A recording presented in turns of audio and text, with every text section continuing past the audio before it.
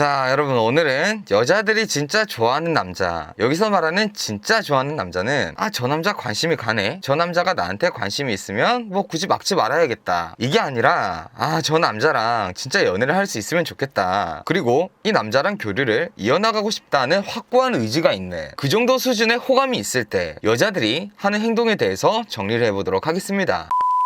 자, 첫 번째, 여지 남기기입니다. 여자가 남자한테 관심이 있을 때 교류 중에 지금보다 조금 더 높은 레벨의 교류를 하려고 할 때, 여기서 말하는 높은 레벨의 교류라는 것은 문자보다는 전화가 좀 더 높고 전화보다는 만남이 높고 이렇게 더 밀도 있는 교류를 의미를 하는 겁니다. 어쨌든 이렇게 교류를 확장하려고 할 때 여자들이 관심이 있는데도 불구하고 능동적이지 않은 경우들이 많습니다. 기본적으로 호감을 드러내는 것보다 호감을 받아내려는 성질이 여성의 태도인 경우가 많기 때문에 자신이 할 수 있는 최선으로서 남자가 자신에게 호감을 쏟기 편한 여건을 조성을 하는 거예요. 예를 들면 간단한 예로는 남자가 어떤 날 뭐해? 라고 물었을 때 그날 할 것이 많음에도 불구하고 그날 몇 시부터는 시간이 된다 라고 먼저 얘기를 해버리거나, 남자가 아직까지 만남을 제시한 것은 아니거든요. 근데 지레 먼저 얘기를 해버리는 것이죠. 혹은 이런 시간 같은 것들 외에도 남자와 연애관에 관한 이야기를 할 때 자신을 유혹할 수 있는 단서들을 많이 흘린다거나 이런 것들을 예로 들 수 있겠습니다. 자, 두 번째는 거리두기입니다. 일반적으로 남녀의 차이라고 할 수도 있는 것인데, 남자는 보편적으로 호감을 드러내는 것에 익숙하다 보니까 마음에 드는 사람이 있으면 적극적으로 거리감을 초기에 줄이려고 합니다. 그런데 여자는 호감을 받아내는 것이 기본적인 태도이다 보니까 마음에 드는 남자를 인위적으로 거리를 두는 경우들이 있어요. 일종의 테스트를 거는 심리이기도 합니다. 이 남자가 내가 거리를 두었을 때 어떤 반응들은 나에게 보일까? 이런 것들이죠. 뭐 여러분이 아시는 예로는 답장 속도를 조절하는 것도 이것의 일종인데, 좀 더 깊이 알아보자면 관계 전반적으로 드러납니다. 나는 너랑 오늘 같이 안 있을 거야, 이런 말도 하나의 예시라고 볼 수가 있어요. 남자가 같이 있자는 얘기를 하지 않은 상태에서 이런 얘기를 했다는 것, 이 자체가 여자의 머릿속에서 남자와의 시간을 이미 상상하고 인지를 한 상태이고, 정말 남자가 싫었다면 그 자리 자체를 벗어나야 하는데 그러지 않고 시간을 보내는 것이 일치성이 없죠. 즉 이런 말들을 여자에게 들었을 때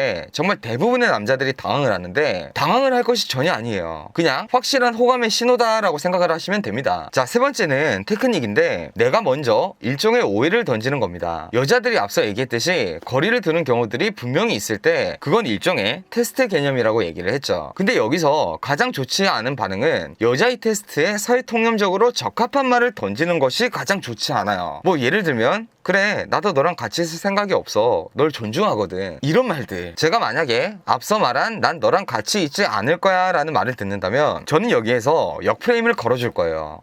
갑자기 그런 얘기 왜 한 거야? 그럼 해명으로 가장 많이 나오는 말이 그냥 너도 남자니까 남자들은 같이 있으려고 하잖아, 이런 말들을 할 거란 말이죠. 그럼 저는 이 말을 좀 더 강한 말로 해석을 하는 거예요. 그러니까 네 말은 남자들은 어떻게든 여자랑 잡으려고 하니까 나도 그럴 거라고 생각을 해서 그런 얘기를 한 거네, 이런 식으로 약간의 기분 나쁜 티를 먼저 내주는 겁니다. 그럼 여자가 저한테 호감이 있다면 어떤 식으로 해명을 하려고 하겠죠. 아니 그게 아니라 뭐 블라블라블라. 그런데 여기서 이 상황은 여자가 당황을 할 수밖에 없는 상황이라서 이 상황을 정리를 할 수 있는 말을 못해요. 그때 그러니까 너는 이제껏 네가 겪은 남자들이 다 가볍게 어떻게 여자 해보려고 했던 남자들이 있었으니까 나도 가볍게 본 거잖아, 이렇게 노골적인 논지 확장을 해주는 겁니다. 그럼 이쯤 왔으면 여자는 자신이 실수했다는 느낌을 받고 적극적인 해명을 하려고 할 거예요. 아니 진짜 그게 아니라 뭐 블라블라블라. 이때 저는 상대방한테 모정의 명령어를 주입하는 것이죠. 이 명령은 내가 그 상황에서 유리한 어떤 것이라도 괜찮은 거예요. 야 됐어, 그냥 영화나 보여줘, 이런 것들. 왜냐면 이때는 상대방이 나한테 뭔가 잘못을 한 분위기니까 내가 어떤 요구를 했을 때 아주 높은 확률로 수용을 할 수밖에 없는 상황인 거죠. 정리를 하자면 상대방이 던지는 말에 작은 논리적 오류를 찾아서 확장을 했을 때 여자가 해명을 하는지 아닌지로 호감을 판단할 수 있고, 이것을 제가 말한 방식으로 활용이 가능한 겁니다. 자, 네 번째,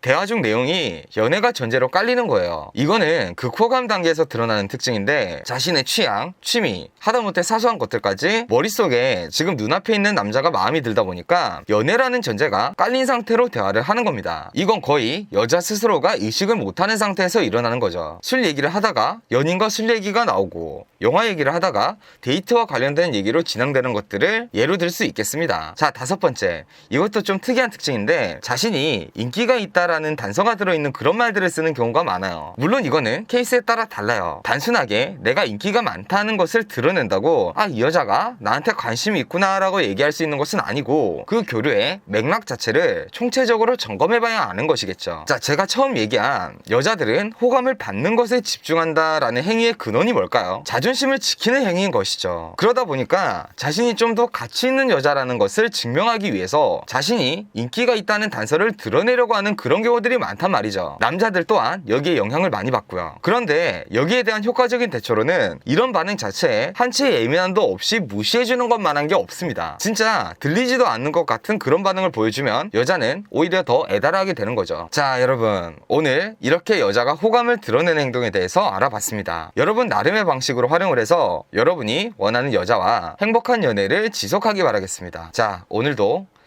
행복한 연애 하세요.